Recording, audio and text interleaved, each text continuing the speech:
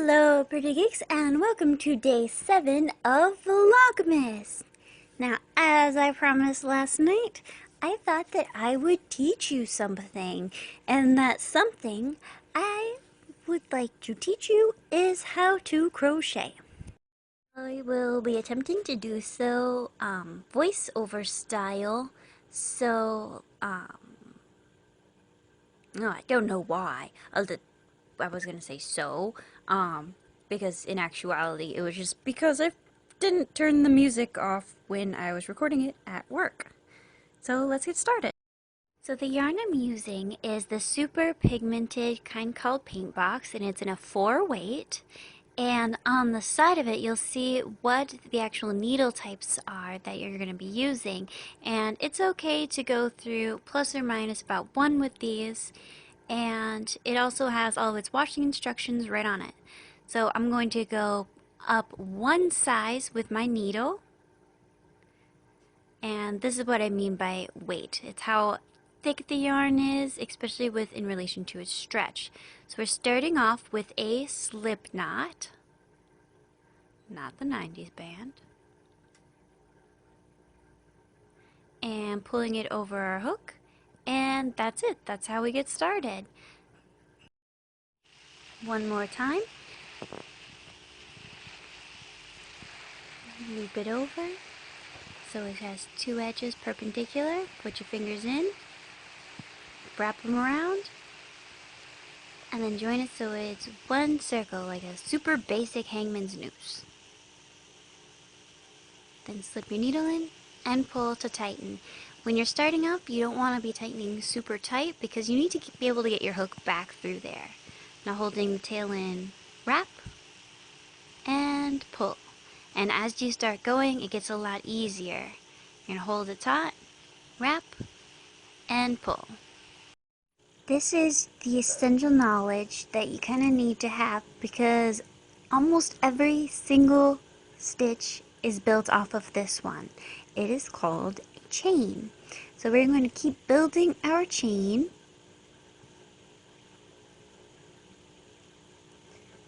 And I'm going to show you what a mistake looks like pretty soon too.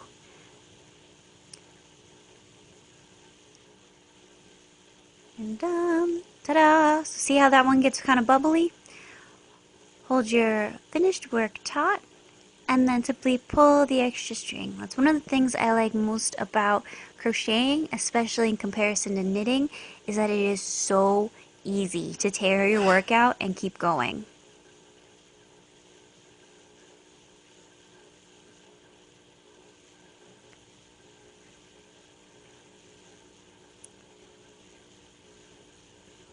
So make sure that your chain looks like this. It's going to be flat on one side. Gonna kind of look like a braid.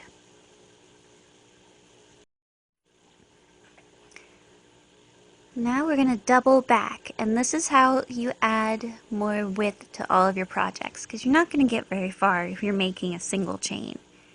So you're going to pick the last hole, and then wrap just like you did before, and then pull it straight through. Ta-da! And then do it again.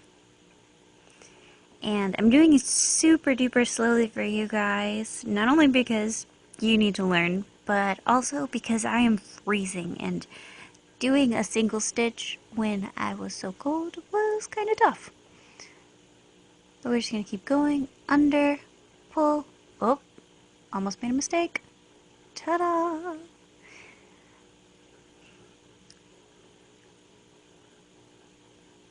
Pull it straight through. If you add in the next one, then it becomes a double stitch and you end up a little bit higher. Alright, now let's finish up our second row. And here we go. Now that we're done, we're going to do that single chain again 2 times. Depending on the tension of your piece and later on your pattern of choice, it's going to tell you on how many times you need to chain out. It will range anywhere from 1 out chain to 3 of them typically. But after that, you're going to fold over, you're going to work into the chain itself, and you're going to continue working your piece. Would you get back in frame, please? I apologize. It was a little bit tough working with my hand so far out in front of me. You're going to continue working your piece the same way that you did the second row, and you're going to do all the rows after that this exact same way.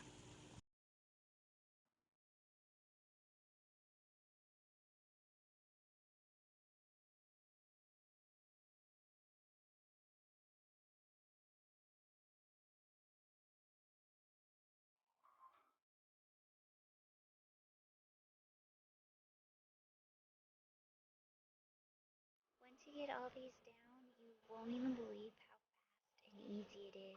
You'll be able to do it while you're watching TV, in class, kind of anything without even really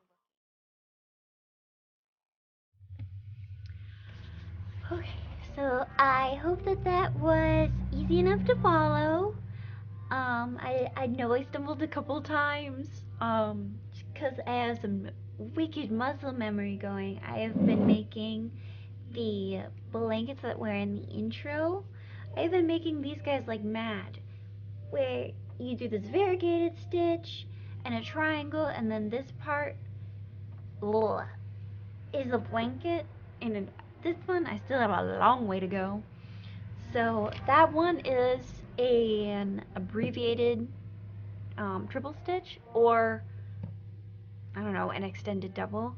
They have a bunch of different names. Everybody kind of messes with them. Um, so yeah, I hope that you give it a try. This is one of those hobbies that it is fun, it is easy, and gets kind of addicting. So yeah, I hope you make something and that it goes super well for you. Okay, I'm blathering, so I'm gonna go. Bye!